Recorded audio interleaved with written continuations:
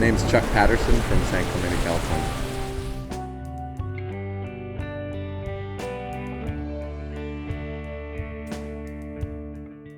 I'll kind of take you through kind of a beating stage, what we call when we're getting vaporized or when we're getting ragdolled down a wave. I mean, it's definitely not the most common thing for the many people out there. For us, we're very fortunate. It's a small percentage that get to go out there and really, challenge themselves against Mother Nature. But, there's a lot of risks involved in what we do. Yet, I think that's the challenge that we, like to take on and keeps us fired up and over our passions that we're, into doing out there in the water. Taking off on a wave, especially that size at Jaws, it's all about how much of your training has really paid off and how you've observed everything and where you're going to take it, if you're going left or right. Once you're fully committed, dropping in on a wave, your goal is obviously to make that wave and make it to the safety of the channel, but you have to think about that 50% of what if, and that's what it's all about. We train and our goal is all about making it. But you have to think in the back of your mind that when you don't make it, I want to be able to get out of that situation and scenario and be able to do it again. So taking a beating there, it's all about trying to be calm underwater, and it's a really hard thing to think about when you think about a wave that's 40 or 50 feet high, and it comes down on you like a giant avalanche. So I took off on a wave a couple years ago on a really big day. It was windy, but I took off, let go of the rope I was towing, and dropped down the wave face. And it seemed like forever to get down just to the middle of the wave because it was so big. I looked down the line and had a real west pitch to it. I had 3 scenario options that was going through my head.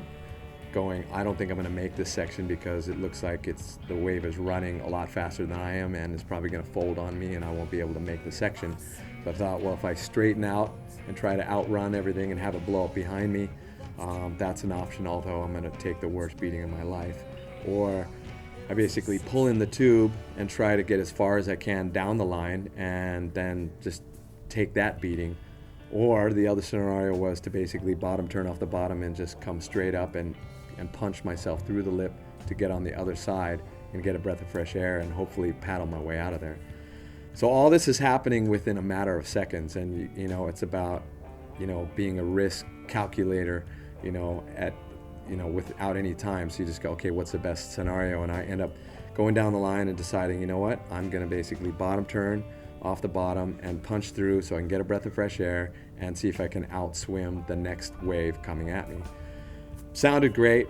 It probably happened within 1 second. I bottom turned, punched through the lip, totally popped through the back, and got a big breath of fresh air and started, swimming strokes going, oh, that couldn't have worked any better. Little did I know that I was stroking in the lip that was basically throwing over, back into the pit. And I got this lifeless feeling like I was floating, in space.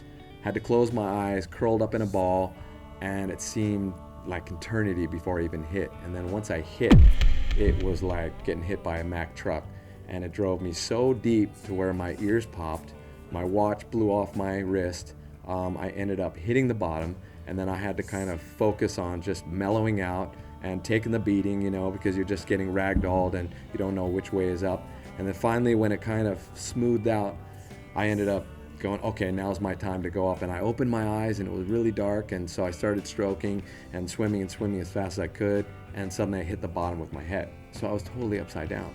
And these are little scenarios that until you do it or feel it, you don't really know, and then you kind of go into a panic mode. But you really have to kind of pull it all together and focus, go, look, I'm making it to the top regardless. So I ended up turning around, pushing off the bottom with my feet and swimming as fast as I could, trying to hold the little breath that I had. And then finally the light got a little brighter and the water got bluer, and I thought I was close and I was feeling good, and then suddenly I had another 30 feet to go, and I'm going, and then you start to get panicked, and I did it with everything I had, and suddenly it pop up, and I end up popping the surface of the water, up to my, waist, because I just had so much speed, and I pop up, and I'm like, big breath, And by that time, your eyes are a little blurred and stuff because you've been underwater. And I kind of, correct my vision a little bit. And I'm looking and I'm like, oh my gosh.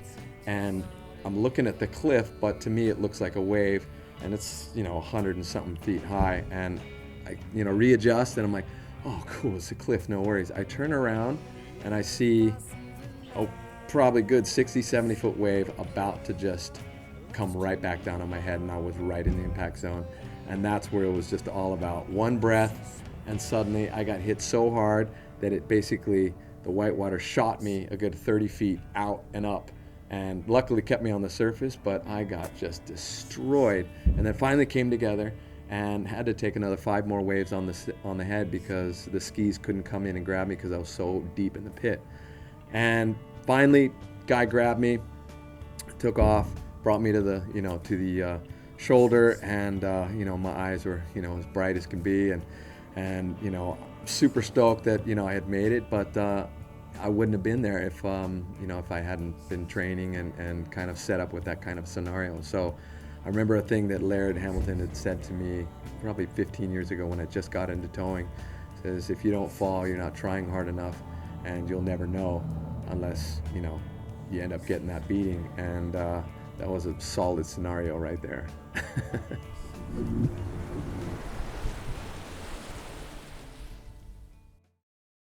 Be ocean-minded.